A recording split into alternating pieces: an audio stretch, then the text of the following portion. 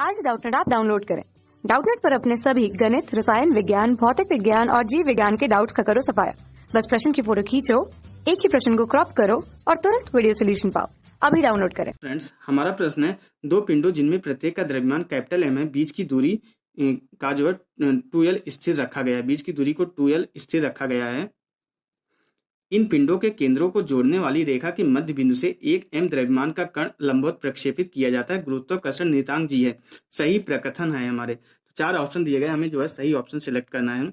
तो पहला ऑप्शन है दो पिंडों के गुरुत्वाकर्षण क्षेत्र से पलायन के लिए द्रव्यमान m का न्यूनतम प्रारंभिक वेग जो है 4√gm डिवाइडेड बाई l के बराबर होना चाहिए। हमारा सेकंड ऑप्शन है, तो सेकंड ऑप्शन ये है दो पिंडों के गुरुत्वाकर्षण क्षेत्र से पलायन के लिए द्रव्यमान m का न्यूनतम प्रारंभिक वेग 2√gm डिवाइडेड बाई l होना चाहिए। थर्ड है दो पिंडों के गुरुत्वाकर्षण क्षेत्र से पलायन के लिए द्रव्यमान m का न्यूनतम प्रारंभिक वेग √2gm डिवाइडेड बाई l होना चाहिए। फोर्थ है द्रव्यमान m की ऊर्जा सदैव स्थिर रहती है। ओके, तो क्वेश्चन में हमें बेसिकली क्या निकालना है, 3 ऑप्शन में हमारा जो है यही दिया गया है कि उसका जो है न्यूनतम पलायन वेग कितना होगा। तो तीनों में से हमें कोई एक सिलेक्ट करना है और हमारा ये फोर्थ ऑप्शन भी देखना है ये करेक्ट है कि नहीं। ओके, क्वेश्चन को हम जो है इस फिगर के थ्रू समझते हैं। ये फिगर क्वेश्चन में नहीं दिया गया। ओके, तो यहाँ से जो है ये भी हमारा m द्रव्यमान का ये हमारा कोई पिंड है और ये भी हमारा m द्रव्यमान का कोई पिंड है। तो इन दोनों के बीच की दूरी क्वेश्चन में 2l दी गई है। तो इन दोनों के मध्य बिंदु हमारा मान लेते हैं ये p है। तो इसकी यहाँ से दूरी ये कितनी हो जाएगी, अगर ये टोटल 2l है तो इसकी यहाँ से दूरी जो है l हो जाएगी और इसकी भी यहाँ से दूरी कितनी हो जाएगी, l के बराबर ही हो जाएगी।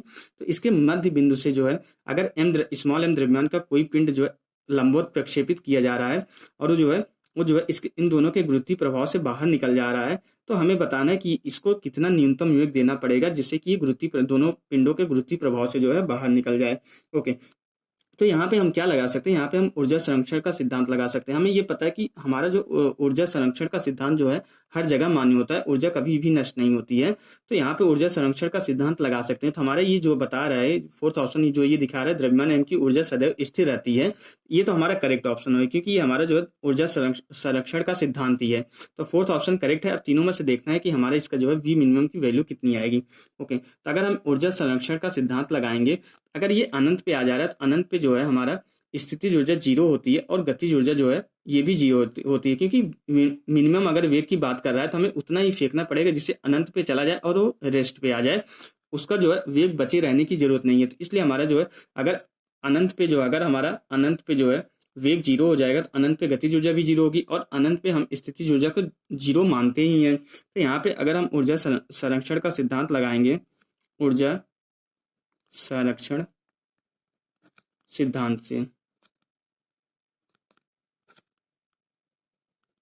तो यहाँ पे ऊर्जा संरक्षण के सिद्धांत से हम क्या बोल सकते हैं, यहाँ पे गतिज ऊर्जा प्लस स्थितिज ऊर्जा कुल ऊर्जा जो है इसके बराबर होगी अनंत के। तो यहाँ पे जो है गतिज ऊर्जा कितनी होगी 1/2m, हम मिनिमम वेग उसको जितना दे रहे हैं पिंड को, प्लस यहाँ पे पिंड का द्रव्यमान है, प्लस जो है इस द्रव्यमान के कारण, दोनों द्रव्यमान के कारण स्थितिज ऊर्जा आएगी, इसके एक बार इस द्रव्यमान के कारण आएगी इन दोनों के बीच और एक इन दोनों के बीच आएगी। तो यहाँ जो है ये कितना हो जाएगा, अब ये -gmm डिवाइडेड बाई l हो जाएगा क्योंकि इनके बीच की दूरी l के बराबर ही है। तो हमें यहाँ पे जो है स्थितिज ऊर्जा का ये फार्मूला लगा रहे हैं जो कि दोनों पिंडों का द्रव्यमान और g का गुणा करके दूरी बीच की दूरी को हम जो है डिवाइड कर देते हैं और स्थितिज ऊर्जा हमेशा ऋणात्मक होती है। तो इसी तरीके से ये इस द्रव्यमान के लिए भी सेम ऊर्जा आ जाएगी -gmm divided by l।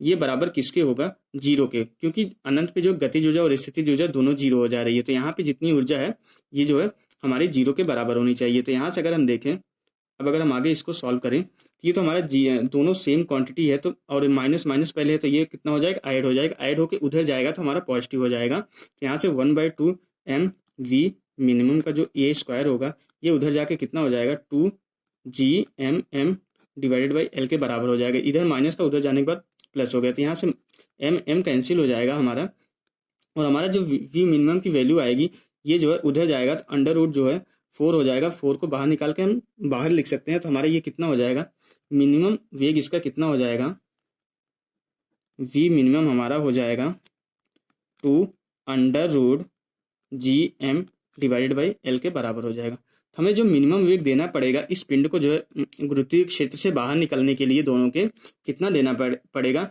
2√gm divided by l के बराबर होगा। हम देखेंगे, अब हम ये देखते हैं कि हमारा कौन सा ऑप्शन ये मैच कर रहा है।